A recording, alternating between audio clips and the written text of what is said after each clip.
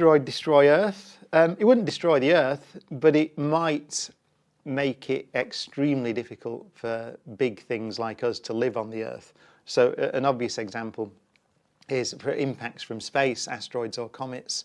They're pretty much as destructive as each other. And the dinosaurs, the big dinosaurs, were wiped out by such an impact. There's an estimate, actually, that kind of scale of impact that civilization destroying or really affects life on Earth, some of the estimates are one in 100 million years or so, just as a broad estimate, knowing what we know. And it's worth noting that the asteroid that took the dinosaurs out was about, 60 odd million years ago. So you know, if you didn't understand statistics, you'd say it's time for another one. Do we have systems in place to prevent that yet, or? We do. So we have mapping projects. So we map.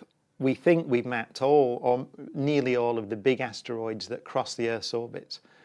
And we monitor them, and we have what's called a keyhole system, which means that because their orbits can change through gravitational interactions with each other or with nudges from Jupiter's gravitational field and things like that, so they can change orbits, these things.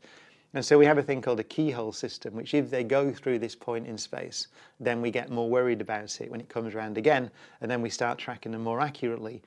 And we have had a couple of missions now to go land on asteroids, take samples from asteroids. We had an impact mission, which impacted an asteroid. So we are trying or beginning to develop the capability to move one if we need to move it. The problem is comets. Comets are nasty because they're big, and they often come in.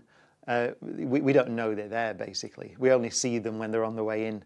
And so if a comet came, and for example, there was a comet called Schumacher-Levy 9, which hit Jupiter a few decades ago. I can't remember the exact date. But that thing hit Jupiter, and the marks it left in the clouds of Jupiter were larger than the Earth.